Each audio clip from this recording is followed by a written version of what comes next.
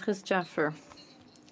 Honorable sénateur, je suis très fière aujourd'hui de prendre la parole à l'occasion de la troisième lecture du projet de loi S-211, loi instituant la Journée internationale de la langue maternelle. Je souhaite profiter de l'occasion pour remercier la sénatrice Petitclerc et le comité social d'avoir travaillé si fort et même d'avoir siégé un vendredi pour étudier ce projet de loi. J'apprécie véritablement tout le travail que vous avez fait pour rendre cela possible. Façon de célébrer, d'honorer et de reconnaître les Canadiens d'un bout à l'autre du pays qui parlent fièrement leur langue maternelle.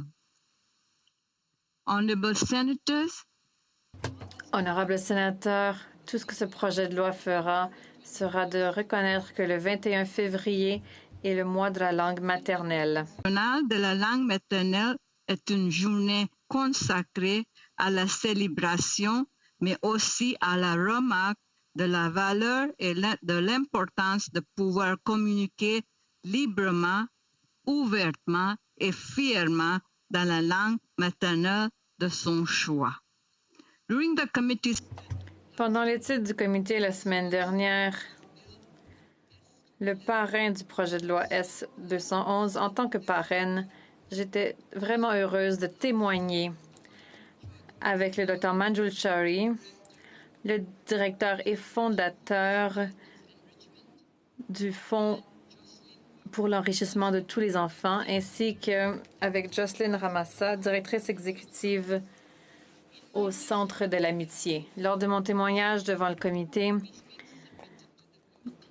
j'ai parlé de ces déclarations et j'ai lu les paroles puissantes d'Anoucha Nam, assistante législative au sénateur d'Alphon, qui a parlé du fait d'être un enfant d'immigrants du Bangladesh et de comment le français, l'anglais et la langue silati ont formé des parties clés de son identité et qu'elle est fière de toutes ces identités et les célèbre.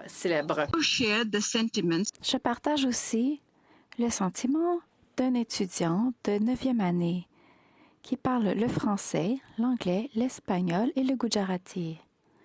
Ayan a parlé de l'importance de ce projet de loi parce qu'il permettra aux jeunes de continuer la bataille pour la reconnaissance et la célébration de toutes les langues maternelles au Canada.